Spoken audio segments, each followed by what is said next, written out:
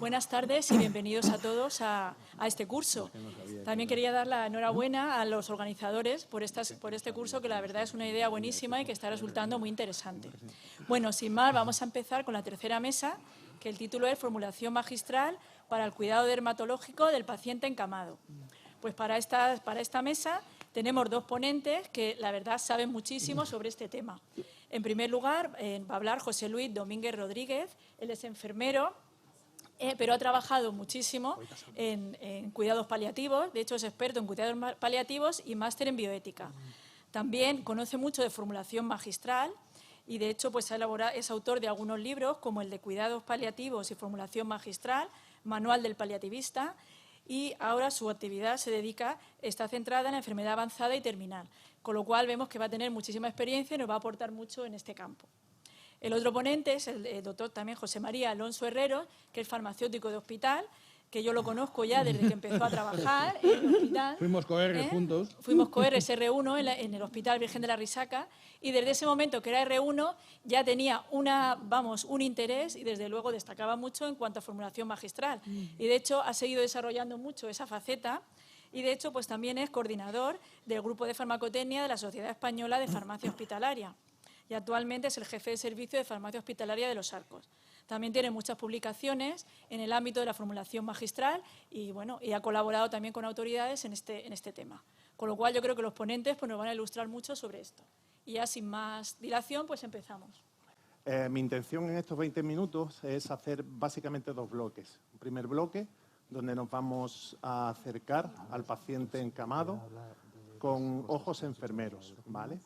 Y la segunda mitad de la ponencia, que va a ser, contarles un poco cuál es nuestra experiencia para abordar los problemas que se derivan de las lesiones que aparecen en el paciente encamado desde el medicamento individualizado.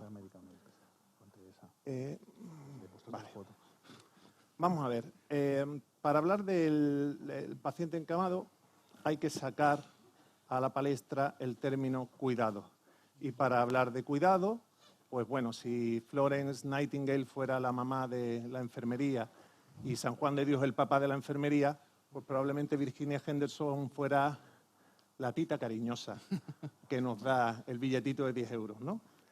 Ella asoció, o mejor dicho, desarrolló el término cuidar, enfocándolo no solo a la persona enferma, sino también a la persona sana.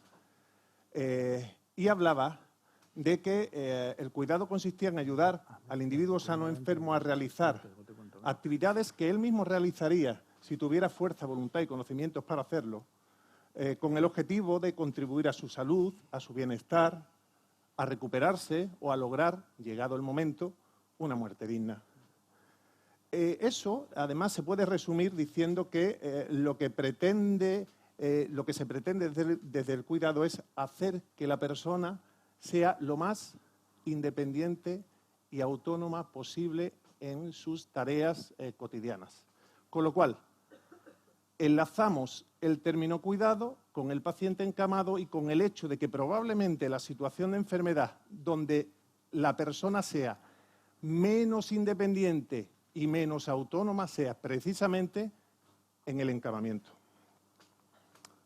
Hay muchas causas por las que una persona termina encamada, pero evidentemente si a esas múltiples causas de encamamiento le sumas una variable tan determinante como la edad avanzada, el riesgo de que aparezcan complicaciones se eleva exponencialmente. Por eso es importante promover la independencia, prevenir los problemas ajenos a la causa principal que hace que el paciente encame y cuidar todos y cada uno de los sistemas corporales. Porque son una jornada de dermatología, nos vamos a centrar en la piel y las lesiones de la piel, pero todos los sistemas corporales se deterioran provocando un efecto dominó, desde el sistema urinario hasta el sistema digestivo, todos y cada uno de los sistemas, no solo la piel, se deteriora en el paciente encamado. El paciente encamado tiene nombre, se llama Juan, porque todos los pacientes tienen nombre. Tienen familia, tienen mujer, tienen hijos, tienen un trabajo, tienen una hipoteca que pagar. Y aquí sale mi gen paliativista, lo siento, pero no lo puedo evitar. Todos los pacientes tienen nombre. no es el paciente, es Juan, del que estamos hablando ahora. Juan está en situación de inmovilidad. Por un montón de circunstancias puede estar. Puede estar porque se ha accidentado, porque es un anciano impedido, porque está en situación de enfermedad avanzada, entendiendo esa inmovilidad como la alteración en la capacidad de desplazamiento, la alteración en la capacidad de movimiento en su medio. Es decir, deja de ser dependiente para sus actividades diarias, con lo cual se puede definir al paciente encamado como aquel paciente dependiente para cualquier actividad básica.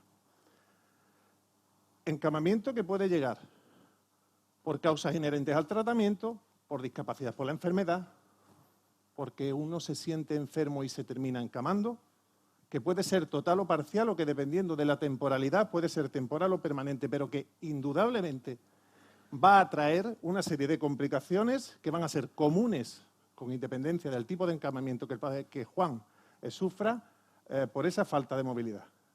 Fíjense cómo alteran a todos y cada uno de los sistemas.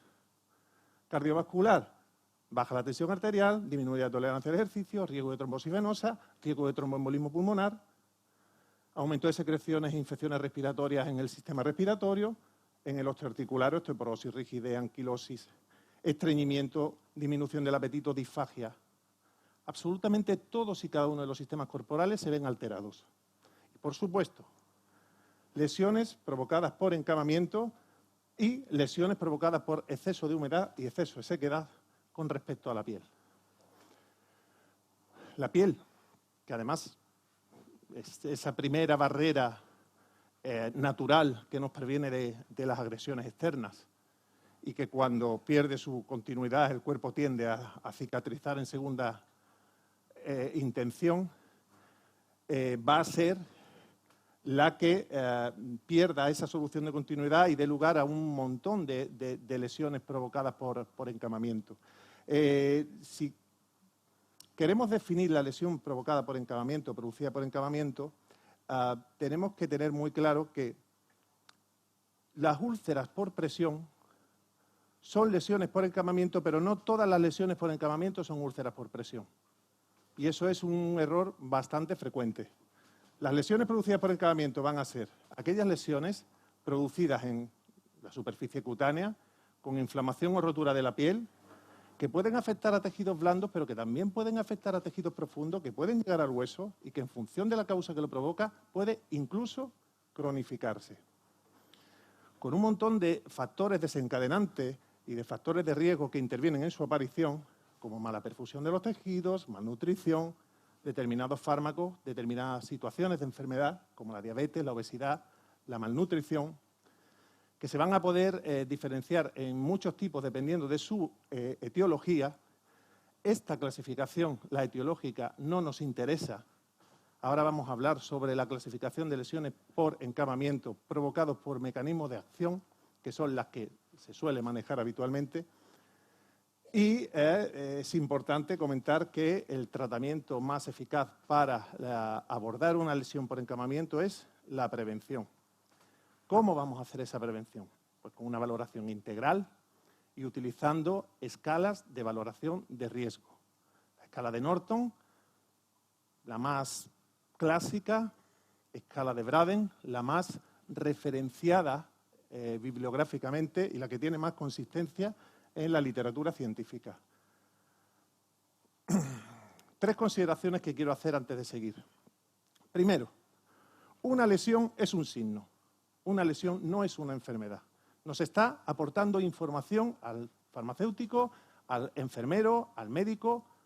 Nos está diciendo que algo no va bien, que hay un déficit de cuidado o que hay algún elemento pasivo que pueda estar provocando una lesión y no lo hemos visto. De hecho, las lesiones provocadas por encamamiento son un estándar que va a medir la calidad de la asistencia percibida por Juan en el hospital. En los centros sanitarios donde haya una alta incidencia de lesiones provocadas por encamamiento, los cuidados se van a considerar deficitarios, ¿vale? Y una cosa que también es importante y que conviene resaltar es que un tratamiento tópico por sí solo no va a resolver una lesión provocada por encamamiento, igual que un antiinflamatorio por sí solo no resuelve un E15 de tobillo, ¿vale? Es importante tener en cuenta la causa que la provoque y eliminar o minimizar los impactos. 4 tipos de lesiones provocadas por encamamiento podemos más o menos distinguir según el mecanismo de acción. Las úlceras por presión, aquellas que se producen cuando hay una presión en una zona anatómica continuada, de una superficie además dura, que termina provocando pues, una pérdida de continuidad de la piel. Son las UPP, ¿vale? Las que conocemos todos como UPP o úlceras por presión y que van a aparecer en distintas zonas dependiendo de la posición que Juan habitualmente tome en la cama. Pero también van a estar las lesiones por fricción, cuando 2 superficies se deslizan una sobre otra, estando una al menos en movimiento. Van a ser lesiones diferentes porque van a tener aspectos más de quemadura y van a ser producto de malas manipulaciones, a lo mejor en la cama. Lesiones por cizallamiento. Las lesiones por cizallamiento, por explicarla de una forma rápida, es como si confluyera en el mecanismo de acción fricción y presión. Y son habituales que aparezcan en el sacro, en la zona sacro-lumbar y en los talones. Y después las lesiones por humedad, que ya han descrito los compañeros de la mesa anterior y que también se dan en el adulto. La dermatitis del pañal por el contacto continuado con fluidos que maceran la zona y provocan la lesión. Las categorías en cuanto a profundidad de los tejidos por planos la conocemos, la podemos distinguir en 4 grados, desde la piel intacta no blanqueable, que es el grado 1, hasta el grado 4, donde hay una pérdida total del grosor de los tejidos. Y a mí me gusta siempre hacer hincapié en que no es lo mismo una lesión provocada por encamamiento que una lesión tumoral, y el abordaje es totalmente diferente. ¿Por qué me gusta ponerlo? Pues porque yo soy paliativista y probablemente el tipo de lesión que yo más vea en el día a día sean lesiones neoplásicas, tumorales, donde el objetivo no es la curación, sino el control de la lesión, donde el abordaje es más paliativo, no es curativo, es más conservador, no es intervencionista. En las lesiones provocadas por encamamiento hay que ir a tratar de resolver la lesión en la medida de las posibilidades. Para prevenir este tipo de lesiones, los cuidados habituales pasan por cambios posturales cada 2 horas, el uso de ácidos grasos hiperoxigenados. Hay estudios, algunos de ellos en Málaga, en la Universidad de Málaga, curiosos, de no inferioridad, que demuestran que el aceite de oliva virgen extra, ellos puntualizan variedad picual, que a mí lo de la variedad me hace mucha gracia, no son inferiores a la hora de prevenir las lesiones por encamamiento con respecto a los ácidos grasos. Un estudio interesante y muy bien diseñado. El uso de colchones antiescara, taloneras, almohadas para los cambios posturales, asegurarse de que las camas están limpias, secas y la ropa de cama estirada, y utilizar champús, colonias y otros productos que sean amables con la piel. Cuando vamos a abordar una lesión por encamamiento, nos damos cuenta de que el arsenal terapéutico que hay comercializado es enorme. Hidrofibra, hidrogeles, hidrocoloides, fibras, mallas, parches, soportes, cremas barrera, mechas. Es una pasada. Hay un producto para cada estadio y además, para dentro del estadio hay un producto para cada síntoma clínico que surge. Esponjas hemostáticas, parches de hidrofibra con plata, todo tipo de combinaciones. Si el arsenal es tan extenso y la evidencia científica te dice que el ambiente ideal para la curación de una lesión por encamamiento es el ambiente húmedo, ¿tiene cabida el medicamento individualizado en el tratamiento de las lesiones provocadas por encamamiento y otras lesiones crónicas? Rotundamente sí. Esta fórmula la voy a pasar porque los compañeros la han puesto a la hora de abordar la dermatitis de pañal. En la dermatitis del adulto, pues Hay algunas diferencias, pero pocas, y quizás el tratamiento que utilizamos desde el medicamento individualizado sea parecido. La pasta al agua, que además está en el formulario nacional, tienen aquí la fórmula, la solemos utilizar en lesiones por humedad y solemos utilizarla asociada a antimicóticos cuando además hay infección por hongos. La pasta al agua tiene una galénica que lo admite prácticamente, no todo, pero muchas cosas, y se puede incluso formular mentol o alcanfor si en la lesión hay prurito, por ejemplo. O sea que hemos puesto estos dos ejemplos. He puesto esta fórmula que se puede utilizar en una lesión, pero que yo la pongo porque me consta de que compañeros la han utilizado. A mí personalmente me da cierto recelo porque hay ahí una sustancia que es la fenitoína, que es un antiepiléptico, que ha demostrado que favorece el tejido de granulación, pero la evidencia no acompaña del todo. ¿Cuánto? Perdón. 5 minutos. No acompaña del todo. Entonces, en una lesión provocada por encamamiento que es resistente a otro tipo de medidas, me puedo plantear utilizarla. Pero mientras que haya una sustancia que a mí no me dé el suficiente respaldo científico, porque además yo creo que es la forma de poner verdaderamente en valor el medicamento individualizado. El respaldo científico tiene que ser irrefutable, no solo en cuanto a elaboración galénica, sino en cuanto a indicación clínica, en todo. Evidencia galénica y evidencia clínica tienen que ir de la mano. Por eso yo la pongo, pero la fenitoína me van a permitir que la ponga en barbecho. Metronidazol y neomicina en solución para irrigación en algunas lesiones donde es difícil el abordaje por otro tipo de recipientes y la irrigación pues hace que el antibiótico pueda llegar por vía tópica con mucha más soltura. Gentamicina, misoprostol y fenitoína, idem de lo mismo con respecto a dos fórmulas anteriores. La recoge el compounding, hay varias fórmulas propuestas para el abordaje de las úlceras provocadas por encamamiento con estas composiciones. Yo la fenitoína, al igual que la pentosifilina, también la pongo en barbecho. La pentosifilina también tiene estudios donde demuestra que aumenta la vascularización y termina favoreciendo también el que las lesiones se resuelvan antes. Pero volvemos a lo mismo. Muy pocos artículos con diseños discutibles, con lo cual me siento más seguro utilizando unas sustancias, unos medicamentos que están, muy demostrada su eficacia y muy referenciados bibliográficamente, como la asociación de morfina y tetracaína en gel transdérmico para lesiones provocadas por encamamiento muy dolorosas o antes de iniciar una técnica como, por ejemplo, una debridación quirúrgica que es dolorosa, se puede utilizar tanto una como otra. Y las dos o tres últimas que os voy a mostrar, su base es el azúcar. El azúcar se empieza a utilizar en la Universidad de Estrasburgo, allá por 1800.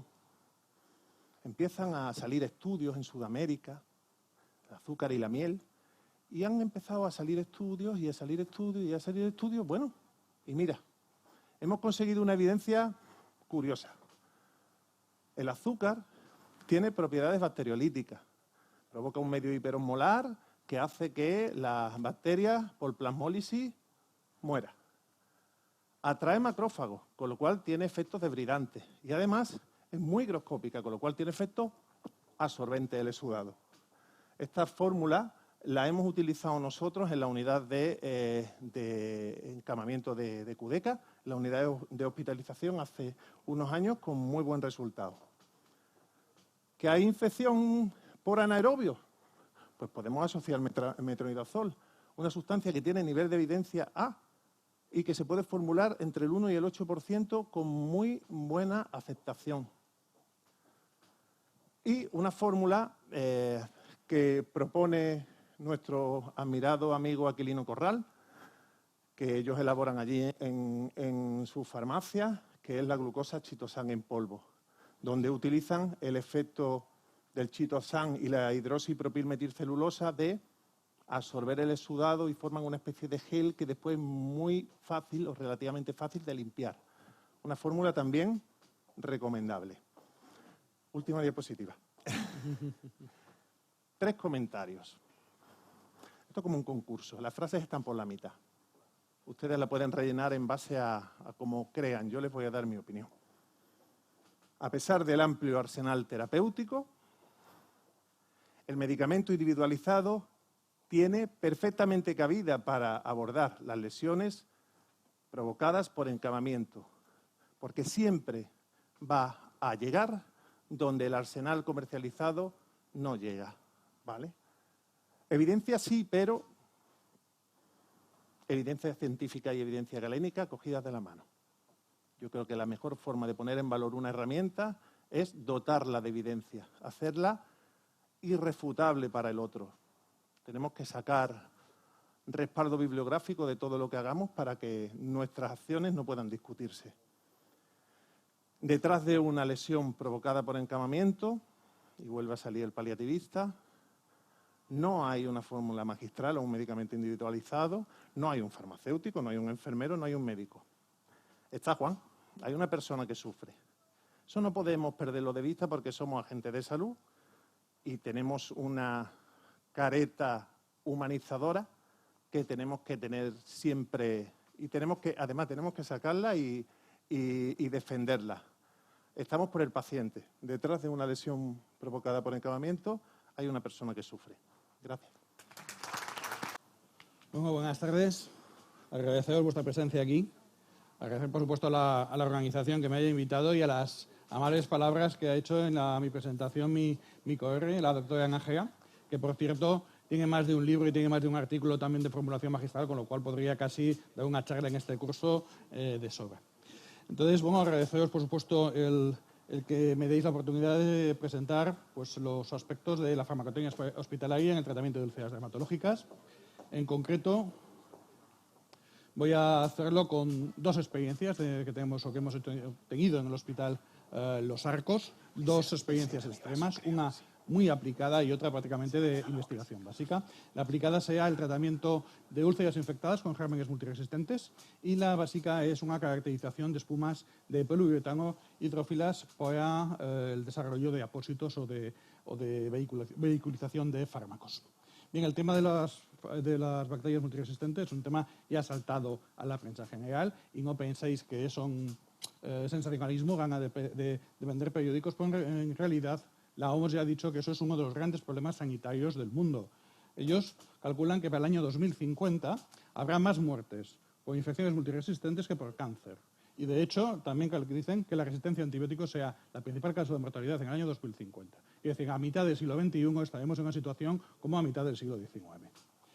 ¿Y en España cómo estamos? Pues en España estamos muy contentos. Quiero decir, tenemos a Márquez campeón del mundo de motos, Nadal ganando como siempre, hasta somos campeones de mundiales de baloncesto, pero también somos campeones de otras cosas. En concreto, somos campeones del consumo de antibióticos sin ningún motivo epidemiológico y, por supuesto, somos también campeones en las infecciones nosocomiales y las infecciones por gérmenes multiresistentes. Y esto no lo dice un boticario de un hospital aquí de Murcia, sino lo dice el presidente de la SAIN, de la Sociedad Española de Infecciosas y Microbiología Clínica. Creo que es una autoridad a tener en cuenta. Tienes ganas de fiestas de Halloween. No sé si lo veis bien, pero os lo leo rápidamente. Es una pseudomonas aeruginosa resistente a piperacilina tazobactam, resistente a cefalosporinas, resistente a aztreonam, resistente a todos los carbapenems, resistente a las fluorquinolonas, resistentes a aminoglucósidos y solo sensible a colistina. Colistina es uno de los antibióticos que casi nunca podemos dar por vía sistémica por los problemas de reacciones adversas que da. No es para celebrar Halloween, sinceramente. Bien, entre todos los recursos terapéuticos que hay, que comentaba mi compañera, pues por ejemplo están los apósitos de planta, con la idea de tratar este tipo de infecciones. Como ya he comentado, pues tenemos la posibilidad de formular distintos antibióticos casi personalizados, casi según el antibiograma que tengamos, como metronidazol o ketoconazol. Hay la posibilidad también de usar la colistina en crema. Nuestros compañeros de Zaragoza, creo que hay una ponente por aquí de Zaragoza, también compañera de Reyes Abad, que es uno de los autores de este trabajo, es posible. E incluso podemos usar el plasma rico en plaquetas, que bueno, sí, supongo que muchos de vosotros conoceréis el suero-autólogo, es algo parecido. Se trata de extraer la sangre del paciente, centrifugar, obtener sus plaquetas y con esas plaquetas crear un gel y de tal forma que podamos aplicar in situ todos esos factores de coagulación, todos esos factores de cicatrización que llevan las plaquetas del paciente, ¿no? Con lo cual se obtienen resultados prometedores, sobre todo más para el cierre de la úlcera que para el tratamiento de la infección. Pero hay resultados prometedores en este sentido. Bien, nosotros, bueno, pues nos presentó este caso de bacterias multiresistentes en úlceras, hicimos nuestra búsqueda bibliográfica, propusimos un producto que encontramos en esa búsqueda bibliográfica y introducimos pues, en nuestras guías y en nuestros protocolos, de tal forma que las heridas lo decidimos aplicar en heridas crónicas con aislamiento de bacterias multiresistentes, por supuesto con ausencia de signos y síntomas locales, es decir, la infección fuese solo de la herida. Por supuesto, íbamos a suprimir todo el tratamiento de antibiótico sistémico, vamos a tratar la herida. Y decidimos pues, que iba a ser una cura tópica, húmeda, con compresas con el producto seleccionado. Los cambios iban a ser cada 24 horas y hasta la desaparición del exudado, el signo más visible de la infección, y la aparición del primer tejido de granulación, que es el comienzo, digamos, de la cicatrización de esas heridas. Bueno, nosotros tenemos publicado, este verano lo presentamos, publicamos una serie de 9 pacientes, que os las voy a presentar, seguimos con este protocolo y seguimos con la evaluación. De esos 9 pacientes se negativizaron 5, el resto de un recuento de colonias muy abundantes pasó a uno muy poco abundantes, que posteriormente se han ido negativizando. La reducción significativa en el exudado, reducción del mal olor, reducción del tamaño de la lesión en todos los casos e incluso el cierre de 2 casos, uno con una úlcera de 6 meses de evolución previo al inicio del tratamiento y otra con 2 meses. Bien, creo que son resultados bastante buenos. Y me diréis, bueno, ¿cuál es ese producto tan maravilloso que estáis utilizando? Bueno, pues no sé si lo veis bien, pero eso es ácido acético, al 3% de solución acuosa. Uno de esos productos que es más caro, el frasco, el tapón y la etiqueta, que el propio producto. Es así. Lo digo porque, bueno, no quería introducir el tema de aspectos económicos de eficiencia, pero es así. Este producto, Heródoto ya hablaba de cómo las legiones romanas usaban el vinagre para curar las heridas de los soldados. Bien, esta es la comunicación que presentamos este verano. La coordinó el doctor Juan Abellón, un compañero mío del Servicio de Farmacia. Alguno lo conoce aquí. Y bueno, el resto de los autores es personal de enfermería que está tratando este tipo de lesiones en distintos centros y residencias de nuestra área de salud. Bien, y a mí, claro, cuando ves estos resultados, se me plantean 2 cuestiones. Se ve que con la edad solo me quedan 2 neuronas y no me da para más. La primera es un tema de evidencia científica, lo estabas comentando. Dice, bueno, ¿cómo teniendo esa evidencia estamos usando otro tipo de productos? Porque curiosamente, nosotros no inventamos nada. Fuimos a la evidencia, a PubMed, a búsqueda de bibliografía. El ácido acético con las heridas encontramos casi 3.000 artículos y algunos realmente robustos, como un ensayo clínico del 2016 o varias revisiones sistemáticas del 2013. Mientras que, por ejemplo, los famosos opositos de plata pues suman unos 1.300, ¿no?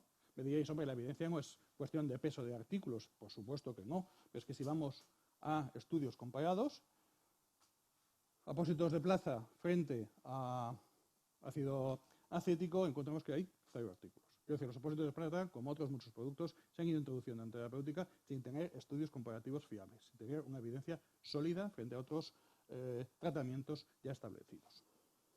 Bien, y la segunda cuestión que me viene al caso es una pregunta que ya planteé en el Congreso de Valladolid, de la Asociación Española de Farmacéuticos Formulistas. Algunos de los presentes estaban ya allí. No soy el único que tiene aquí mucha mili, pero fue hace 14 años, hay que ver cómo pasa el tiempo, y es si realmente estamos ofertando la formulación magistral como un recurso sanitario más, si la gente sabe que existe y sus ventajas y sus inconvenientes. Puede que esta sesión sea un poco respuesta o parte de la respuesta, pero yo creo que ahí queda mucho trabajo por hacer en este sentido. Bien, la segunda parte que quería presentaros, que yo he dicho que es casi el otro extremo, esto es una cosa muy aplicación, muy práctica, como os lo he comentado, es un estudio casi de investigación básica, que es el desarrollo y caracterización de espumas de poliuretano de tipo hidrofílico. Esto es un proyecto subvencionado por la Unión Europea, por la Consejería, y con varias empresas como fue Jetflex, que es la fabricante de las espumas. Bien, yo creo que casi todos tenemos la idea de la espuma y de los apósitos de espumas de poliuretano como, bueno, pues un mullido, ¿no? Como una parte que por sus propiedades mecánicas pues va a impedir el desarrollo de las úlceras de presión. Sin embargo, es un tipo de producto que que podemos muy modulable en el proceso de fabricación, podemos meter muchos productos químicos, radicales químicos, podemos en el proceso de espumación modificar mucho sus propiedades físicas y por lo tanto podemos encontrar un material celular con alta capacidad de absorción y lo que es más importante, con una alta capacidad de modular la desorción, la eliminación de esos líquidos. Por tanto, es un material de especial interés en la formulación y la liberación de medicamentos. Me diréis que, bueno, que esto es desarrollo industrial, sí, pero también tiene la posibilidad de, por ejemplo, fármacos que no sean suficientemente estables para su comercialización en estos apósitos se podrían vehiculizar en ese tipo de apósitos, preparándolos como fórmula magistral o combinación de fármacos personalizados. En ese sentido, os comento, para que lo veáis, un proyecto en el que también nosotros participamos, que es algo parecido, pero con lentillas, con lentes de contacto. Las lentes de contacto tienen marcado CE, es material sanitario, pero tienen, si son diseñadas a propósito, la capacidad de absorber y de retener un fármaco que luego puede ir liberando y hacer su efecto sobre el ojo. Hay en marcha ya un ensayo clínico sobre cistinosis, que es una enfermedad rara, y bueno, la semana pasada unos compañeros que tienen un poquito esto más desarrollado dentro del grupo de investigación pues recibieron un premio en nuestro Congreso Nacional. Esto es de la semana pasada. Bien, entonces quiero decir que a lo mejor dentro de unos años podemos disponer de marcados CE de productos sanitarios como vehículos para esas determinadas fórmulas magistrales o determinados medicamentos personalizados. De la parte química voy a ir un poquito rápido, no quiero enrollarme, sí que destacaros, ¿no? Las hidrófilas tienen por ahí grupos OH, acordaros puentes de hidrógeno, con lo cual puede retener gran cantidad de moléculas e incluso hacer puentes esteres, enlaces covalentes para retener casi cualquier tipo de molécula que queramos introducir. El proyecto que os digo fue una parte desarrollada por Jack Flesch, la especialista en las espumas de poliuretano, y una parte de caracterización clínica según requisitos de farmacopea y de las autoridades sanitarias, para la que pudimos contratar a la doctora María Teresa Alonso Domínguez como personal de investigación gracias a este proyecto. Actualmente en el Hospital Moreira Meseguer, me la fichasteis. Bien, básicamente nosotros trabajamos a partir de una norma española, que es la 13.726, para de comparación y de estudio de apósitos. Básicamente te explica cómo medir la capacidad de absorber de estos apósitos sobre una mezcla de electrolitos más o menos estándar. Define una serie de parámetros que hay que medir, que hay que analizar, pero a nosotros se nos quedaba corta, por lo que quiero decir. Y entonces decidimos usar un exudado artificial, un exudado CWF, que incluía lípidos y proteínas, con lo cual era mucho más real a las condiciones reales, a las condiciones de un paciente.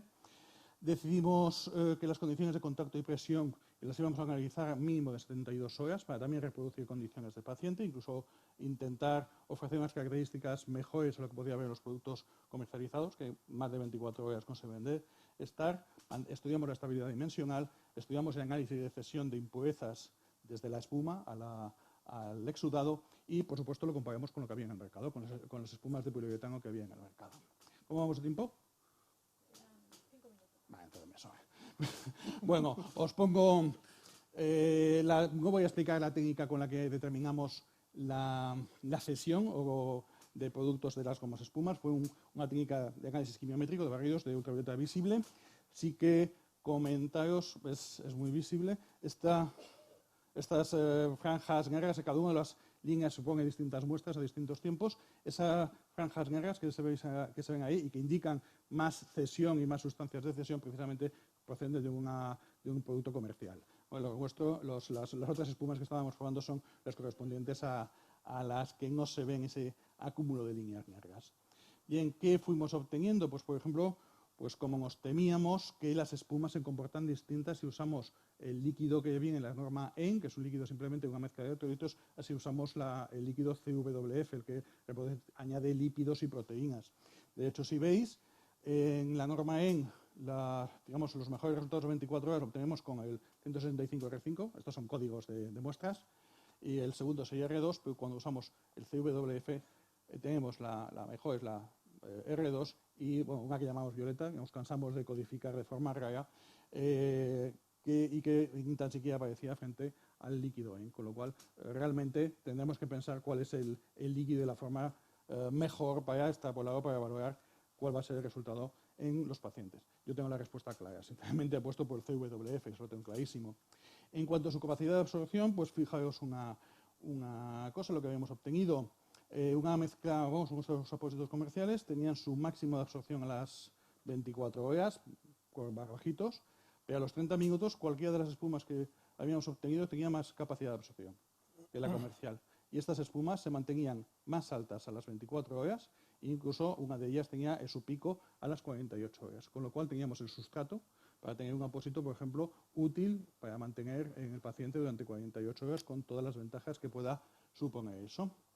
Y en cuanto a la capacidad de deformación, a la inercia, a la estabilidad dimensional que se dice, es decir, va a deformarse mucho ese apósito sobre el paciente, pues también pruebas a las 72 horas, comparando el comercial con muestras que tenemos. El comercial incremento de variación del volumen pues arrojaba el 77-78%, mientras que los que habíamos desarrollado pues están entre el 30-36%. Con todo esto, pues como conclusiones podríamos decir que tenemos espumas con mayor capacidad de absorción, que duran más tiempo, con menor deformación, con menor recesión de elementos químicos y con mayor capacidad para el transporte de medicamentos que lo que tenemos comercializado. Ahora me diréis, bueno, ¿y esto cuándo sale al mercado? Eso pues me gustaría, porque aquí se ha puesto muy de moda últimamente un Amuno, ¿no?, con la película de Almodóvar, y su frase que inventen ellos pues todavía funciona. Terminamos el proyecto hace casi un año, las convocatorias de ese tipo de proyectos se han cortado y estamos a la espera realmente de intentar conseguir otro proyecto para continuar esta línea de investigación. Mientras tanto, pues bueno, esperar, qué remedio. Como conclusiones finales de las dos experiencias, pues creo que el tema de la formulación y la farmacotecnia necesita promoción como un recurso sanitario más. Para eso necesitamos evidencia, y la evidencia se consigue con investigación. Y como esto no se consigue solo, en nombre del equipo de farmacia hospitalaria del UNAM, os doy las gracias por vuestra atención. El siguiente tema que vamos a tratar es trastornos capilares, alopecia. Van a intervenir don Antonio María Clemente Valenciano, doctor en Medicina y Cirugía por la Universidad de Granada, especialista en dermatología médico-quirúrgica y venereología por la Universidad de Granada, académico de número de la Academia Española de Dermatología y Venereología, ejercicio profesional en el Servicio de Dermatología del Hospital Virgen de la Risaca y director de Clínica Clemente desde 1982, autor de diversas comunicaciones y ponencias en congresos y reuniones dermatológicas y miembro fundador de GDFAF, Grupo Español de Dermatólogos y Farmacéuticos Formuladores. Al mismo tiempo va a intervenir también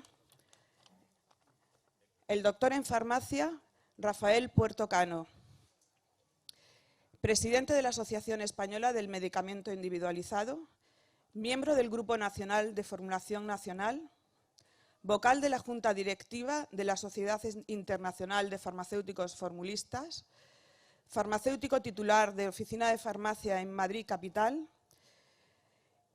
Oficina de Farmacia acreditada para la elaboración de fórmulas magistrales y preparados oficinales, así como autorizada para la elaboración a terceros desde 2010 en la Comunidad de Madrid, profesor habitual del Máster en Medicina Estética, tanto en la Universidad Rey Juan Carlos como del CSIC. Y ya a título personal y por la amistad que me une, también decir su gran dedicación y amor a la profesión farmacéutica. Buenas tardes a todos. En primer lugar, quiero agradecer a Isabel que haya contado con nosotros para la realización de esta charla, también a Conchita Chamorro, lógicamente, y que ha sido un placer para mí trabajar con Rafael. Como decimos aquí en Murcia, oro molío, de verdad. Lo mismo digo yo. Esta ponencia la vamos a hacer, quedamos en que los farmacéuticos unidos a los médicos, pues además en esta ponencia la vamos a hacer a la limón, a la vez, no primero uno y luego otro. Entonces vamos a ver cómo sale. Vamos a ver. Yo quiero hacer un poco de historia en cuanto a que mi relación con la formulación magistral es desde que terminé la especialidad. Yo desde el año 82 concretamente tomé contacto con don José Martitor, padre del actual laboratorio Martider que todos vosotros conocéis. Yo creo que fue un pionero de la formulación magistral en España. Y con él, pues cuando iba a Barcelona en muchísimas ocasiones, en su farmacia de la calle Aragón 395, nunca se me olvidará, nos pegamos largas parrafadas con respecto al tema de la formulación magistral. Quizá por eso, pues siempre me he dedicado mucho a la formulación magistral y de hecho me llamaron unos compañeros de Las Palmas de Gran Canaria para, como han comentado antes, ser miembro fundador de GDFAF, el Grupo Español de Dermatólogos y Farmacéuticos Formuladores. Este grupo, uno de cuyos miembros actuales, Edgar Abarca, lo tenemos aquí, pues nos juntamos un grupo de dermatólogos con farmacéuticos y hablábamos de la interrelación que debe de existir siempre entre el prescriptor y el elaborador. Y gracias a eso, cuando me dijeron de formar parte de esta mesa redonda, lo hice con muchísimo cariño, porque soy de los que están totalmente convencidos de que la relación médico-farmacéutico, dermatólogo-farmacéutico es absolutamente fundamental y necesaria en nuestra especialidad. Siendo conscientes, de que el tendón de Aquiles de los dermatólogos para la formulación son los farmacéuticos y que el tendón de Aquiles de los farmacéuticos somos los dermatólogos. Es decir, a todos los dermatólogos nos gustaría tener un farmacéutico extraordinario que nos hiciera una fórmula perfecta, y vosotros necesitáis que el dermatólogo pues haga unas fórmulas como Dios manda, haga una receta como Dios manda, con principios activos que sean compatibles entre sí, con unos excipientes adecuados. De manera que tenemos que ser conscientes de que estamos todos en el mismo barco, tenemos que luchar y remar todos en el mismo sentido, y por eso digo que me siento particularmente orgulloso de estar formando parte hoy concretamente de esta charla, ¿no? Metiéndonos un poco más en harina, dos cosas simplemente del pelo. La anatomía del pelo consta del folículo, de la unidad pilosebácea, que es el pelo, la raíz del pelo, el pelo, la glándula sebácea y el músculo arrector pili. Esto es una estructura viva que va evolucionando con el tiempo, de tal manera que se considera que tiene 3 fases el ciclo biológico del pelo. Esto ya lo expliqué el año pasado, por lo tanto voy un poquito más deprisa, ¿no? Una fase de anágeno, fase activa de crecimiento, una fase de catágeno en la que el pelo se desprende de lo que es la matriz pilosa, y la fase de telógeno que se cae en parte empujado por un nuevo pelo naranja que empieza. Cada cabello va, permitirme la expresión, a su ola, es decir, cada uno entra en la fase que él considera que tiene que entrar en ese momento. Son caídas asincrónicas. Por eso, a diferencia del zorro polar, que le llaman Alopex bulbus, de ahí viene el nombre de alopecia, porque el zorro polar pierde el pelo simultáneamente al terminar el invierno, pierde todo el pelo largo invernal y crea un pelito corto grisáceo, blanco grisáceo, muy apreciado, por cierto, por la peletería, cuando llega la temporada estival. De ahí viene el nombre de alopecia.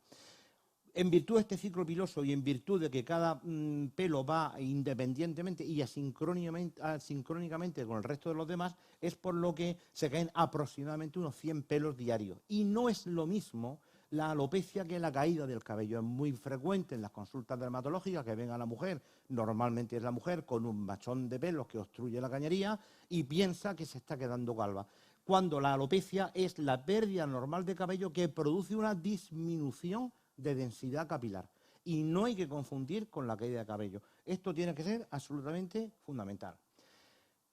Clases de alopecias que hay, más de 100. En esta charla vamos a dedicarnos exclusivamente a la alopecia androgénica por miniaturización folicular, a la alopecia areata, que es una típica alopecia telogénica, y un poco de la alopecia frontal fibrosante en cuanto a la alopecia cicatrizal, en la que ya no se recupera el pelo, que ahora está de rabiosa actualidad.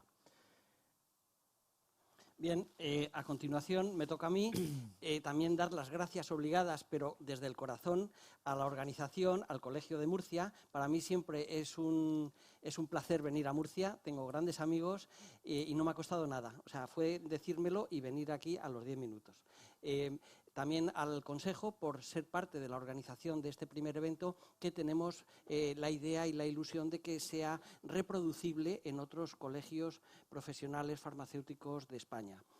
Entonces, muchas gracias a Conchita, que es nuestra Conchita, la queremos todos mucho, porque ha sido también la artífice, en plan hormiguita, de tener este aforo y de darnos la oportunidad de transmitirnos. Bien, yo como farmacéutico La parte galénica, bien, está todo en los libros, pero simplemente recordaros que los principios activos más habituales que tenemos a la hora de formular fórmulas relacionadas con la alopecia, pues aquí están. El primero, hemos puesto el primero, el inevitable minoxidil, el que todos ya conocemos y de que vamos a hablar algunos aspectos concretos.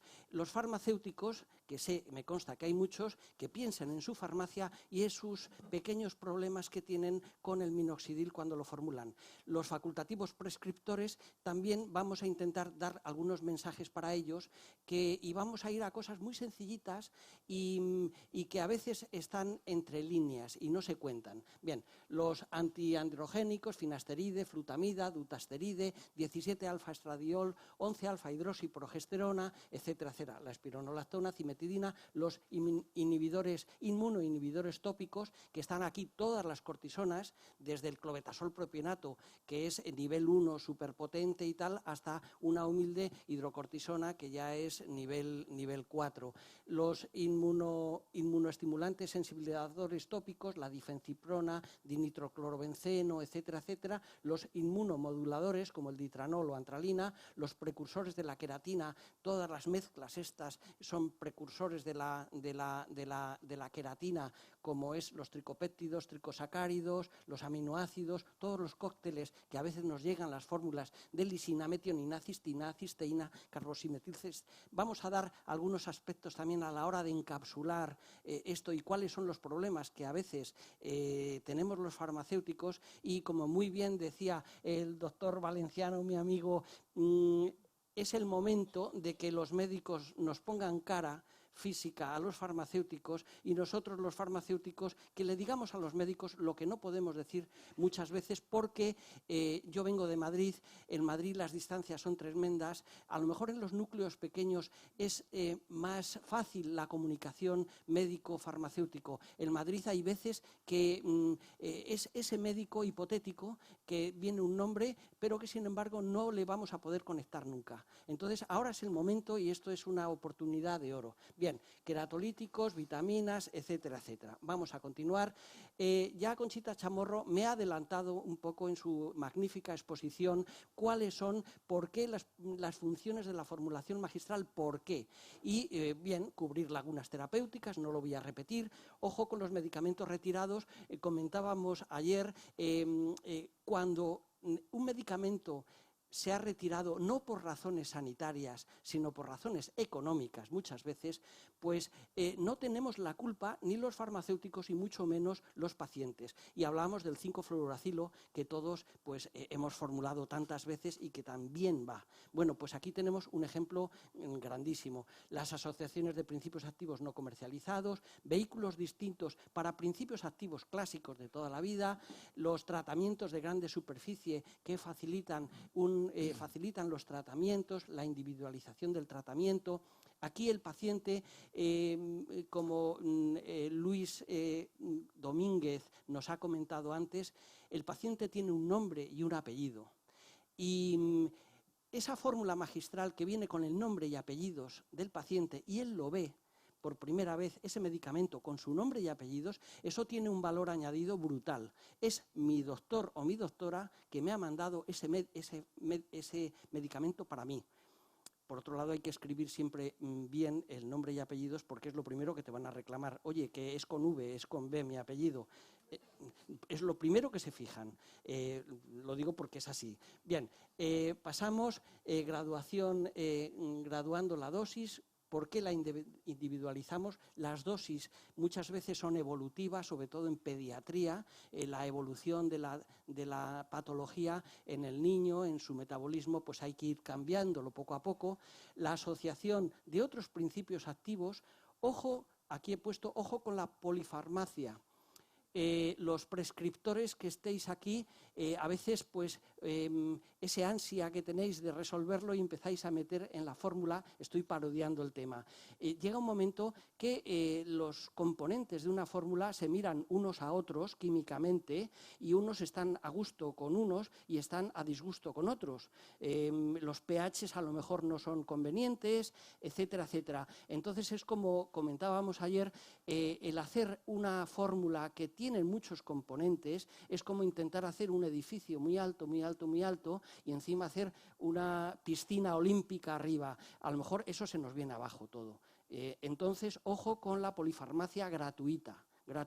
Hay que irse y sobre todo hay que ir a las referencias bibliográficas, a la evidencia, como ya se ha tratado aquí antes.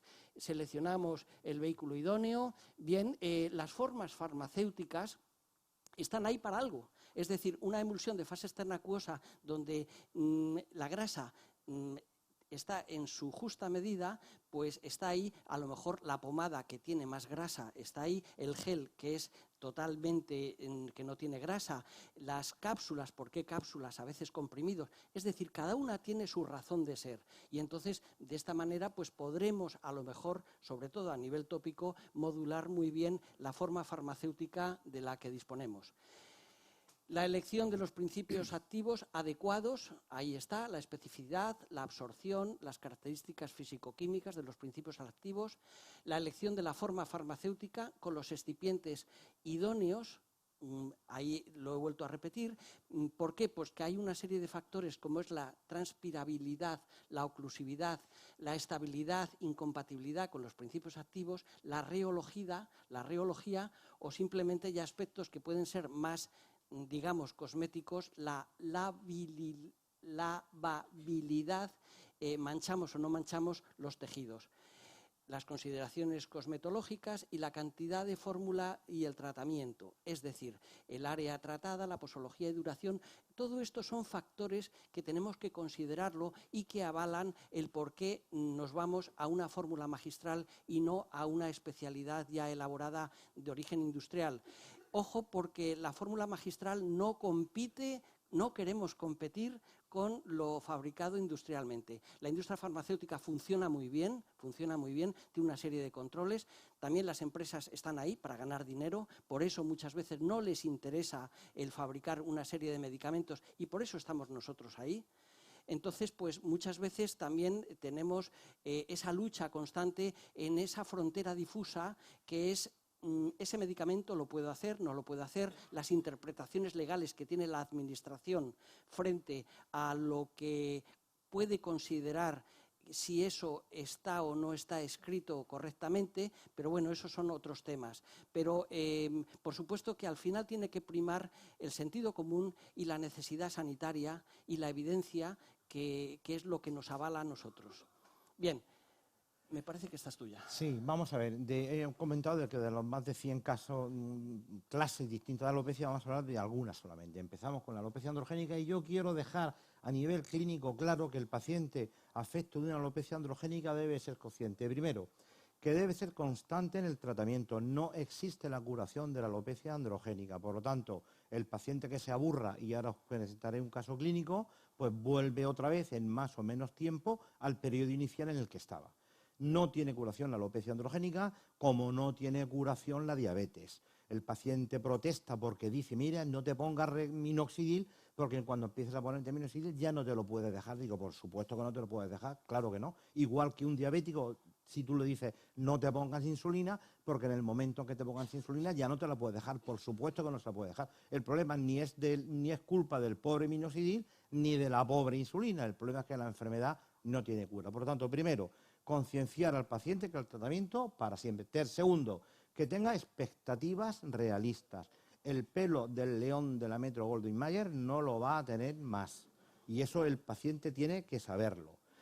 Primero, no hay que obsesionarse con los efectos secundarios, finasterida, dutasterida, etcétera, de lo que tanto se ha hablado, pero que en realidad no son tantos. Y por lo tanto el paciente debe de asumir en la parte que le corresponda el posible efecto secundario que pueda ocurrirle, pero sin emparanoiamiento, porque de hecho prácticamente no lo sé. Yo siempre le digo a los pacientes el mismo ejemplo, digo, a lo mejor me tomo yo el dutasteride y a mí me pasa algo con la edad que tenga, pero tú con 24 años no hay dutasteride que pueda contigo, o finasteride que pueda contigo. Eso digo a mis pacientes y lo entienden perfectamente. Y cuarto, huir de las tomaduras de pelo, y eso también hay que decírselo. O sea, hay que si los champúes de biotina, ¿os acordáis el champú de caballo que salieron hace unos años? Digo, yo dije, tenía que haber puesto una fábrica de champú de caballo, porque aquello era acojonante. En fin, el paciente tiene que huir de tratamientos milagrosos porque no los hay. En cuanto al minoxidil, formulación galínica, se lo dejo a Rafael. Sí, bien, bueno, el minoxidil, ¿quién no ha utilizado ya el minoxidil de miles de las maneras? Derivado sintético de las pirimidinas, solubilidad limitada con el etanol. Ojo, aquí lo veremos en varias fórmulas, tiene lo que tiene de solubilidad, es decir, que no se nos llene de ilusión el médico o el prescriptor de poner concentraciones de minoxidil prácticamente imposibles. ¿Por qué? Pues porque luego tiene tendencia a la precipitación. Entonces, limitada, y además hay que siempre valorar si realmente el aumento de concentración va parejo, si vale lo que cuesta, es decir, si va parejo a la eficacia. Y eso ya entramos en terrenos muy discutibles. Soluble en propilenglicol, insoluble en agua, y para tratamiento es el tratamiento más utilizado para la alopecia androgénica, principalmente la areata. El minoxidil no sé exactamente cuándo se puso en marcha, en los años 70, él lo va a decir, sí, no lo sé. El minoxidil, concretamente, llevamos 24 años con minoxidil y es el único tratamiento que en estudios doble ciego ha conseguido efectividad acreditada. No hay ningún otro tratamiento tópico que funcione como el minoxidil. Por eso, aunque lleva ya 24 años en el mercado, se sigue utilizando. ¿Cómo funciona? Tampoco se sabía mucho el mecanismo de acción del minoxidil. Hoy día se sabe que es por la acción de las enzimas sulfotransferasa, se convierte en minoxidil sulfato, que es la forma activa. Se mete en el centro del núcleo de la célula y produce una estimulación de los canales de potasio, una vasodilatación, porque se acordáis que el minoxidil es un hipotensor, y un aumento de la prostaglandina E2. ¿Qué es lo que hace todo esto? Que el pelo en anagen empieza a crecer, empuja al telogénico que tiene arriba y lo tira.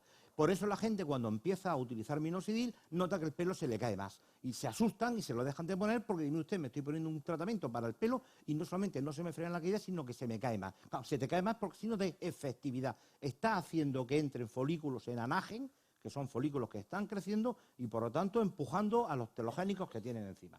Y una cosa curiosa, como la aspirina inhibe la sulfotransferasa hepática, y eso se sabe ya, el ácido acetilsalicílico, se han hecho estudios para comprobar si también inhibía la sulfotransferasa de la vaina radicular externa. Y se ha visto que sí, de tal manera que actualmente en pacientes antiagregados con ácido acetilsalicílico el minoxidil es inefectivo. Es una cosa a título de curiosidad, poca práctica o poca utilidad real le veo, puesto que la gente joven o de mediana edad susceptible de tratamiento con minoxidil normalmente no está antiagregada, pero que lo sepáis por si lo oís por ahí. Se utiliza al 2 o al 5%, cuando se empezó se utilizaba al 2%, actualmente es al 5%, está claro, una vez al día. Dicen los libros que 2 veces mejor, la gente no admite 2 veces al día, que se la ponga por la noche y a veces tienes que darte con un canto en los dientes porque por cuestiones cosméticas, etcétera, que ya veremos, mucha gente también abandona un poquito. Y los efectos secundarios que tiene, sobre todo en la irritación, casi siempre por el propilenglicol. Es muy difícil que el minoxidil, bueno, todo puede producir una dermatitis de contacto. Mi catedrático decía: todo lo que está debajo del sol, hasta el propio sol, puede dar alergia. O sea que hasta el propio minoxidil puede dar alergia, pero es raro, casi siempre por irritaciones por el propilenglicol. Y en cuanto al embarazo, es categoría C, con lo cual en principio no se debe utilizar en ausencia de otra alternativa más segura. Una alopecia, pues la mujer normalmente no lo hace. Como encima la androgénica en el último trimestre de embarazo mejora, pues tampoco vamos a tener mucho problema en ese aspecto. Se puede dar en lactancia, que lo sepáis, que no hay problema ninguno en ese aspecto.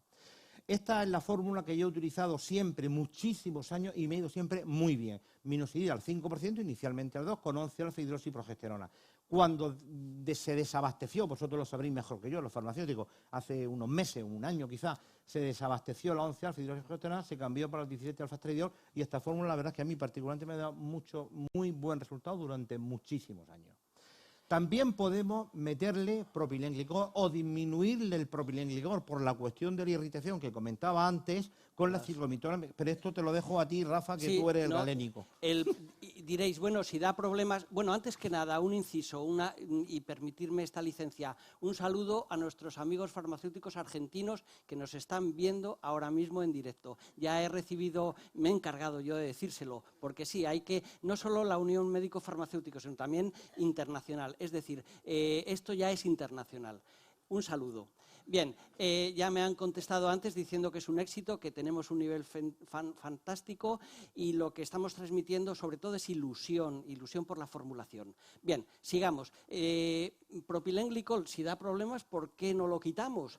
Pues porque es un cosolvente fantástico, porque si no, ¿cómo disolvemos el minoxidil? El minoxidil, antes os decía que podía precipitar. El truco clásico que ya sabemos todos es, sobre todo ya en minoxidiles de concentraciones del 5%, a partir del 3, bajarle el pH, o bien con ácido láctico, una cierta cantidad, poca, y lo bajamos el pH a un 5 aproximadamente, no más, 4,5. Nosotros en la farmacia tenemos una solución de ácido cítrico y entonces ya tenemos tabulado y protocolarizado lo que tenemos que poner según las cantidades. Pero claro, no solo el recurso de bajar el pH para facilitar la solubilidad del minoxidil es suficiente. El propilenglicol está aquí. Hemos puesto en esta segunda opción que hemos puesto de fórmula, bajamos a la mitad de concentración el propilenglicol y ponemos una silicona volátil, que es la ciclosilicona, la ciclometicona pentámera, que se emplea mucho, sobre todo en desodorantes, se emplea mucho en todos los preparados cosméticos, esos que decís las féminas, uy, qué bien se ha absorbido y tal, que va, se ha evaporado la mitad del producto y encima da frescor. Entonces, es una silicona. Y entonces, pues bueno, aquí está, es una propuesta. Perdón, esa es mi hija, que estoy muy ilusionado, es farmacéutica y está ayudándome desde hace 4 años. Nos reímos mucho haciendo las fórmulas y eso es en la farmacia. Bien, el criterio de elección, bien, algunas consideraciones sobre solubilidades. Acordaros, a ver, los farmacéuticos, que nunca estará de más recordarlo. Si vamos a disolver algo, siempre, cualquier disolución hecha, luego hay que filtrar. Hay que filtrar siempre, acordaros. Si queréis os lo repito 5 veces seguidas. Filtrar siempre, aunque esté límpido, aunque esté transparente. ¿Por qué? Porque a lo mejor hay partículas pequeñitas que luego van a ser núcleos de cristalización de posibles precipitaciones. Acordaros siempre que es una mala praxis, galénicamente hablando, y esto a los compañeros, el no filtrar cualquier disolución que hayamos hecho. Bien, eso para empezar.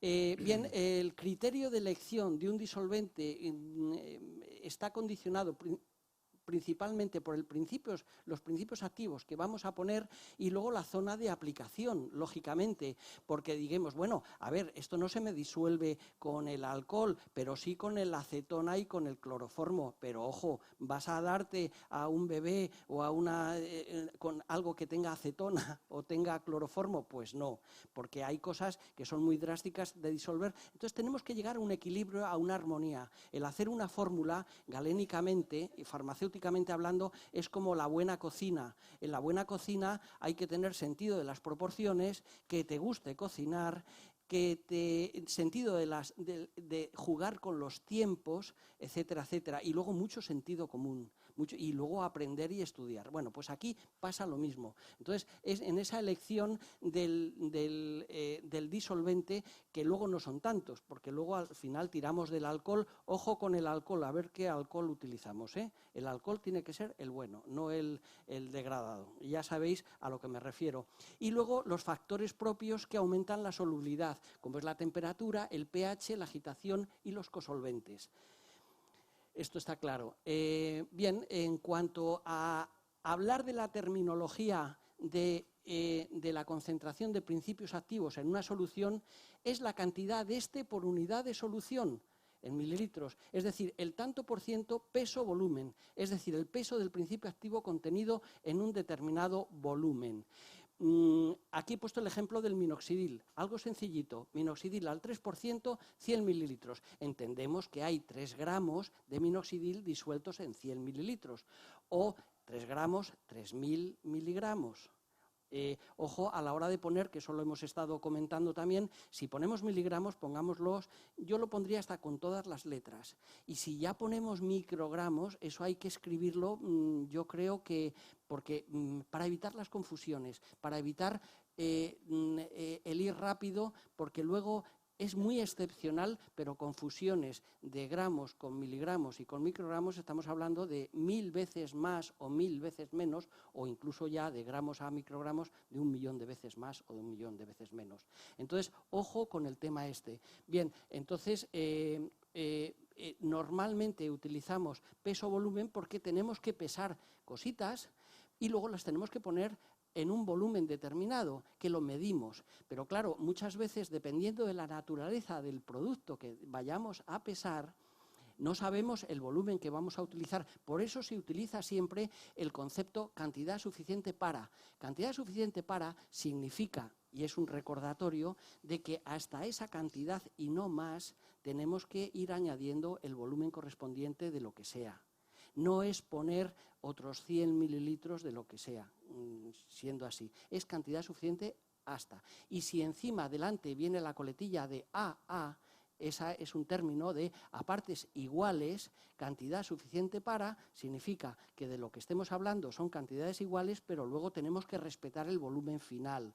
Yo lo he puesto aquí como recordatorio porque es que hay veces que en la rutina de la prescripción, amigos y compañeros prescriptores, pues se dejan cabos sueltos y eso es irnos un poquito al precipicio, al borde del precipicio, de que luego el farmacéutico a su vez pues no lo tenga muy en cuenta y haya un error. Entonces seamos muy prudentes con esta terminología porque es así, es muy sencilla. Bien. Vamos mal de tiempo, muy mal de tiempo. Mal de tiempo, pues. Sí. Vamos a Bueno, ir... simplemente decir ahora mismo que podemos asociar minoxidil a muchísimos principios activos. Aquí hemos puesto, por ejemplo, con espironolactona, que es un inhibidor e interfiere en la acción de la testosterona, es un antiandrógeno, en pocas palabras, o el finasteride, que es un inhibidor de la 5-alfa-reductasa, ¿no? Fórmulas típicas de minoxidil o con espironolactona o con finasteride como antiandrógenos tópicos. Hay también otras asociaciones de minoxidil, por ejemplo, extractos biológicos, tricopéptidos, tricosacáridos, extractos de placenta, ginkgo biloba, sabal serrulata como efecto antiseborreico, con vitaminas, con sales minerales, con otros. Hay 50.000 principios activos que pueden ser miscibles con minoxidil. Aquí, perdona, hemos puesto exceso de componentes, la polifarmacia gratuita, ojo, porque no por poner más cosas va a ser más efectivo, y luego la lógica terapéutica. No hacer inventos. En la formulación magistral hay que tirar de la bibliografía contrastada y que sea segura. Es decir, lo que ya esté escrito. Y vuelvo a repetir, la polifarmacia gratuita no va a ningún sitio. Correcto. Otras asociaciones pueden ser incluso asociaciones patogénicas. Se puede asociar una alopecia androgénica con un psoriasis y con una dermatitis seborreica. Bien, ahí se le puede añadir clotrimazol como acción contra la levadura, la malassezia, que suele estar implicada en todos los casos de dermatitis seborreica, o bien ketoconazol o bien hidrocortisona. Yo particularmente tengo una gran experiencia con esta fórmula y ahí me da muy bien minoxidil con ketoconazol e hidrocortisona en solución hidroalcohólica. También podríamos añadirle, si el signo peripilar es un poquito más intenso de lo normal, el signo peripilar es un signo dermatoscópico que nos permite ver si hay inflamación en el folículo piloso. Entonces, en esos casos, nosotros por dermatoscopia vemos si existe el signo peripilar y podemos meterle un poquito de corticoide a la fórmula, desde una hidrocortisona como flojo a una cetonina triazolinona un poquito más fuerte. Y luego hay nuevas formulaciones de minoxidil, pero claro, el problema del minoxidil es la baja cosmeticidad que tiene, que en ocasiones nos lleva a baja adherencia por parte del paciente. Yo siempre le digo que se lo ponga en aplicación nocturna y al día siguiente que se lave en la cabeza, con lo cual siempre va el pelo limpio y el minoxidil ha estado 8 horas en contacto con el cuero cabelludo. En algunas señoras eso es complicado de hacer. Han sacado las espumas, han sacado el liposoma o nanosoma, han sacado incluso el nanoxidil. El nanoxidil es menos efectivo que el minoxidil, pero muchísimo más cosmético. Entonces, en gente intolerante al minoxidil por el propilenglicol o por lo que sea, pues puede utilizar el nanoxidil, aunque es bastante menos efectivo. Vuelvo con la solubilidad. El minoxidil bien disuelto y filtrado. ¿Por qué? Pues porque a veces hay problemas a la hora de hacer la espuma en envases que tienen su mecanismo propelente en la parte de arriba, no gas, sino el mecanismo que tienen. Como vayan algunas partículas de minoxidil sin disolver o de cualquier otra historia, luego te viene la clienta a los 2 o 3 días o a la semana diciendo es que no me funciona. Entonces, eso es la causa, casi siempre viene de la mala disolución del minoxidil. Por eso, filtrar.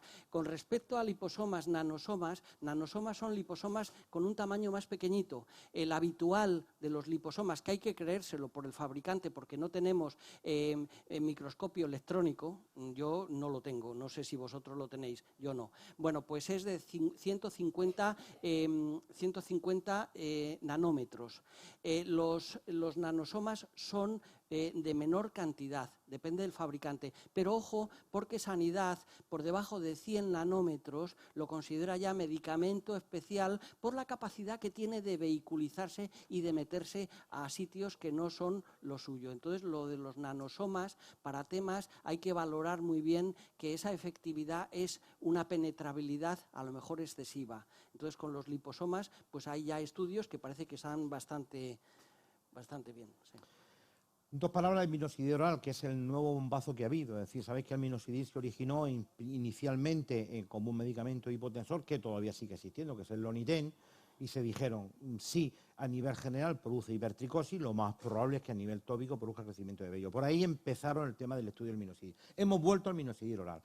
El problema es, primero, produce hipertricosis en un 15%, 25% de pacientes. Al varón no le molesta, porque da igual tener un poquito más que pelo. Y la experiencia mía en mujeres es que, como efectivamente en muchísimos casos produce crecimiento de pelo en la zona interparietal, que es la zona afecta, admiten esa hipertricosis, prefieren depilarse antes que perder el pelo que están recuperando arriba. Y la experiencia que yo tengo es muy buena con el minoxidil.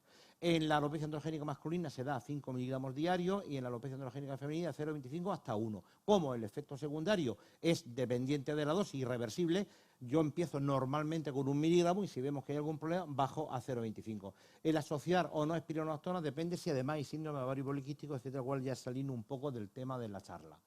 Se receta poniendo miligramos, os lo recuerdo a los compañeros que hay, porque bueno, ya se sabe, porque se ha comentado en todos los foros dermatológicos. En Madrid hubo un caso que le hicieron a una mujer 1 gramo de minoxidil y estuvo 15 días en UBI con un síndrome, un shock hipotensor, que a pique se muere, ¿no? Entonces nos insistieron siempre, y os lo repito a los compañeros que estáis aquí, que pongamos miligramos con todas las letras de la ley, ¿vale?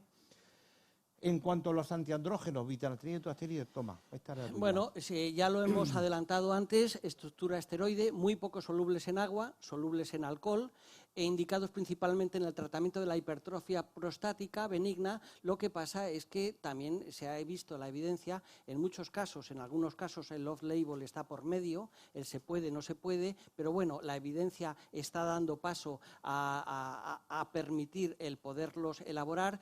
Actúan inhibiendo la 5-alfa reductasa, evitando la formación de dihidrotestosterona a partir de la testosterona. Bien, esto está escrito por todas partes. La dosificación 1 miligramo al día por vía oral en alopecia androgénica masculina, en mujeres de 1 a 2,5 hasta 5 miligramos se puede dar. El tema del finasteride es que como inhibe la testosterona, se degrada de hidrotestosterona, que es su metabolito activo, por la acción de 5-alfa reductasa. Entonces nosotros, al inhibir la 5-alfa reductasa, inmediatamente la testosterona tendería a subir. Pero el organismo, por vía de la aromatasa, otra enzima, los traduce en estrógenos. Por eso es por lo que los casos raros que pueda haber en cuanto a impotencia, disminución de libido, etcétera. Y también eso es el motivo por el que cuando hay familiares de primer grado afectos de carcinoma de mama, también está contraindicado la utilización de finasteride por esa degradación a estrógeno de la testosterona aumentada por la inhibición de la 5-alfa reductasa. Hay muchas fórmulas, como he comentado, 1 miligramo en la alopecia androgénica masculina o 2,5-5 en la alopecia androgénica femenina. Podemos añadir biotina, podemos añadir sulfato, en fin, y la biotina como cofactor, el sulfato como cofactor y otra. Puede hacer 50.000 fórmulas distintas añadiendo finasteride en esto. O bien, metionina, cistina, hay multitud de fórmulas en las que la base es el finasteride y nosotros añadimos otra serie de componentes. El dutasteride es exactamente igual. Recordar que la dosificación es 0,5 miligramos, recordar que el periodo, se me olvidó decirlo con el finasteride, pero lo digo ahora, el periodo que tiene que dejar la mujer de tomarlo para quedarse embarazada en finasteride de 1 mes, el dutasteride de 6 meses. Por supuesto, durante todo el tiempo de tomarlo, tiene que hacer una contracepción efectiva. Pero vamos, con 6 meses de dutasteride es suficiente para ya poderse quedar embarazada y con el dutasteride, con el finasteride, 1 mes. El finasteride no se elimina por semen, el dutasteride sí se elimina por semen, con lo cual el varón que tome dutasteride y esté teniendo relaciones con una chica embarazada tiene que tomar medidas adicionales físicas, preservativos, etcétera, puesto que al eliminarse por semen podría feminizar un hipotético feto masculino. Bien, al hablar de cápsulas, y ahora veremos fórmulas que ya entran muchos más componentes, ojo a los prescriptores, un recordatorio de que en una cápsula cabe lo que cabe.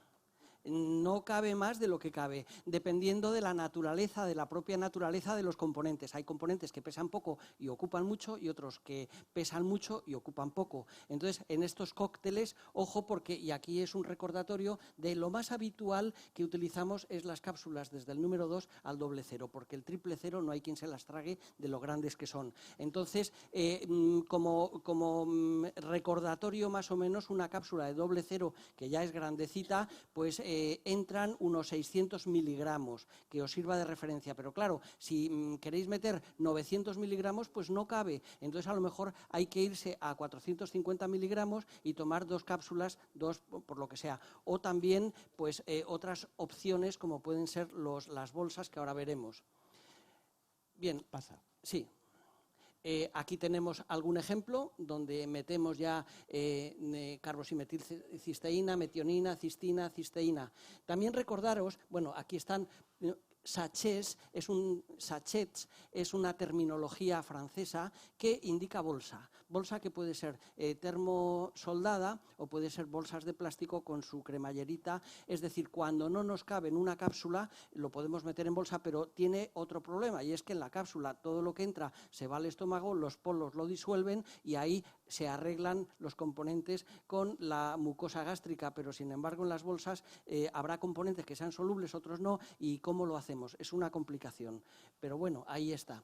Deciros también que en las cápsulas, un detalle, ojo para los farmacéuticos, si hacemos una fórmula para un paciente determinado que tiene un volumen de cápsula, por ejemplo, del número 1 y un color blanco-rojo, ese paciente que ya nuestro querido compañero Luis nos decía, Juan, se va a acordar de ese tamaño y de ese color. No cambiemos gratuitamente los colores de las cápsulas y el tamaño de las cápsulas, porque aun poniendo lo mismo, pero porque no hemos ido a tirar de las cápsulas pequeñas y no tenemos, nos vamos a una grande y le metemos más excipiente, porque va a desconfiar de nosotros, va a decir, esta vez me has dado lo que me tenías que dar y la otra vez me diste menos, ¿no?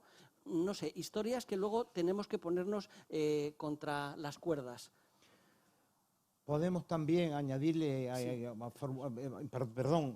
tratar en la alopecia androgénica con espironolactona o con cimetidina. La espironolactona como antiandrogénico, la cimetidina igual. Lo que pasa es que la cimetidina, efectos prácticos por actuar sobre el citocromo P450, tiene muchas contraindicaciones farmacológicas, con lo cual prácticamente ya no se utiliza. Bueno, foto rápida de pacientes que han funcionado aceptablemente. Quería presentar esta, que es un paciente en el que vino con su alopecia, se le puso un tratamiento, mejoró, se abandonó porque pensó que ya estaba curado, con lo cual al poco tiempo nos volvió con nueva recidiva de la alopecia y gracias a Dios se cogió tiempo y se pudo mejorar. Paso por aquí.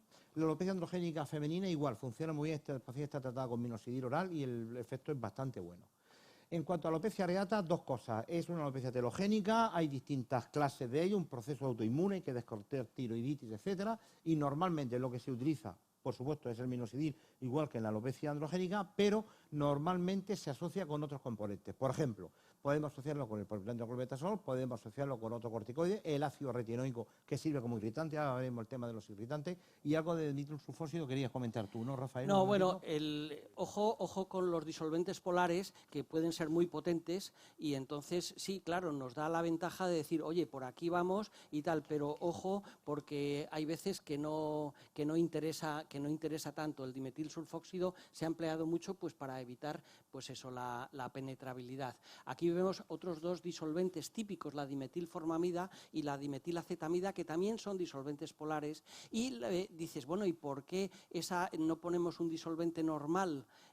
Porque se evapora. Los disolventes, sabemos que un éter es casi inmanejable por la volatilidad que tiene, y estos no se disuelven. Entonces esta es una fórmula típica de la dexametasona, empleada para la alopecia areata, y luego fórmulas clásicas, el licor de Hoffman, la resorcina, tintura de capsicum, hidrato de cloral, están más en desuso, pero aquí las hemos puesto también pues como Sí, porque por mecanismo inmunológico, cuando hay irritación en la zona de alopecia areata, hay una variación de la población linfocitaria T y estimula el crecimiento del pelo. Por eso también se utiliza el hacer dermatitis de contacto con difenciprona, pero ya no lo hemos metido porque si no sería eternizar el tema de la esta. Podemos meter también corticoides.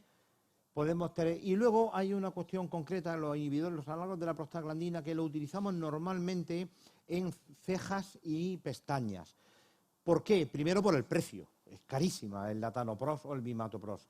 Y segundo, porque al ser caro hay que hacer pocas cantidades. Lo que sí quería indicar son dos cosas. Veréis en los libros que pone que el latanoprost cambia el color del ojo, pero es que cambia el color del ojo, el del iris, lo hace a oscuro, al nuestro. Como gran parte de los trabajos son anglosajones, el típico anglosajón con los ojitos azules, claro, se les convierte en negro. En nosotros, concretamente, no hemos tenido ese problema porque casi todos nosotros somos de ojo fototipo alto con ojos marrones o negros, ¿no?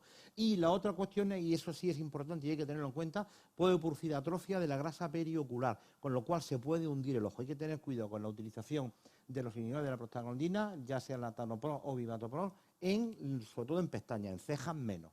Se puede asociar a minoxidil, se pueden hacer cápsulas de distintas vitaminas, importante la dexametasona, hay un tratamiento concreto del doctor Sergio Bañó en cuanto que hace 0,1 miligramo por kilo de dexametasona 2 días consecutivos a la semana y la verdad es que el efecto terapéutico es bastante bueno en cuanto a la curación de la alopecia areata. Hay que tener cuidado y bajar lentamente la dosificación porque podría darse el caso de que cuando disminuyamos recidivara la cuestión, pero a lo mejor simplemente con pincelaciones de difenciprona normalmente se suele seguir controlando.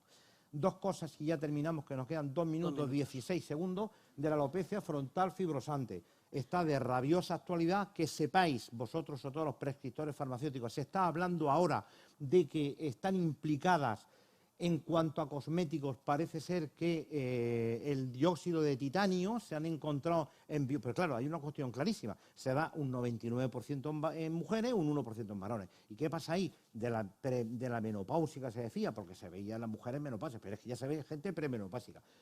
¿Qué es lo que está pasando? No lo sabemos, pero los estudios que hay van orientando actualmente que además de un componente hormonal que se cree que hay, puede haber también un componente de dióxido de titanio que se ha encontrado en estudio de microscopio electrónico en biopsia de folículos afectos de alopecia frontal fibrosante. Yo le digo a mis pacientes que las cremas antisolares se queden 1 centímetro por debajo del tema este. En cuanto a los tratamientos, en el primer nivel de tratamiento todo es formulación magistral, tanto el clobetasol como el minoxidil, como si hay, por ejemplo, hiperkeratosis, metemos un queratolítico, tiancinolona en infiltrar, tacrolimus tópico, que es lo que se había comentado antes, la utilización de los inhibidores de la calcinurina en la alopecia frontal fibrosante. Alguna fórmula de minoxidil con propionato de clobetasol o finoxidil con finasteride y clobetasol también. Y ya con esto terminamos. 10 segundos. Toma, nada, sí. Rafa. Pues nada, ahí lo tenéis. Siempre lo podemos hacer. La formulación magistral está para cubrir vacíos terapéuticos, está siempre, hay que hacer fórmula magistral no porque sí, sino porque cuando demos un valor añadido, y ahí lo tenéis. Simplemente recordaros que la fórmula magistral, la formulación magistral no es algo del pasado, en el pasado salían todos los medicamentos de las boticas, luego a principios del siglo XX hubo un paso intermedio que eran lo que se llamaban los específicos, que ya tenían artes semi-industriales y con una información medianamente velada, pero ya daban paso, sobre todo a partir de la Segunda Guerra Mundial, con la especialidad farmacéutica y sin embargo, conviviendo, porque nunca en el mundo occidental se ha dejado la formulación magistral que sigue siendo necesaria. Entonces, funcionamos bien con las normas de correcta elaboración, se ha olvidado ya el concepto de hágase según arte, donde no había trazabilidad y donde todo se transmitía oralmente del maestro al alumno, a otro paso que es la convivencia con el siglo XXI, que es donde estamos. Y ya, pues muchas gracias.